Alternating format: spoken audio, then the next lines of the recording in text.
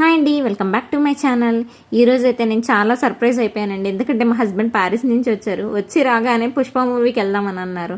So మేమైతే పుష్ప మూవీకి వెళ్ళామండి. యాక్చువల్గా పుష్ప మూవీ వచ్చి ఆల్మోస్ట్ 20 days పైన అవుతుంది. బట్ నేనైతే ఈరోజే వెళ్తున్నాను. మా హస్బెండ్ ఈరోజే వచ్చారు కాబట్టి నాకైతే సింగిల్గా వెళ్ళడం అస్సలు ఇష్టం ఉండదండి. సో మేమైతే పుష్ప మూవీకి వచ్చేసాము. పుష్ప మూవీ చూసాక నాకు అనిపించింది ఏంటంటే అండి, సుకుమార్ గారు మన జాంబీ మూవీస్ చూసి బాగా ఇన్స్పైర్ అనిపించింది. నాకు ఆ లాస్ట్ ఫైటింగ్ చూస్తే మాత్రం లిటరల్లీ చాలా భయం వేసిందండి. ఇన్ఫ్యాక్ట్ ఆ సీన్ చూసినప్పుడు ఆ పేకలు కొరకడం అవి చూస్తే మాత్రం జాంబీసే గుర్తొచ్చాయండి. World war Z, walking dead, Z nation ఇలాంటివి గుర్తొచ్చాయి అనమాట.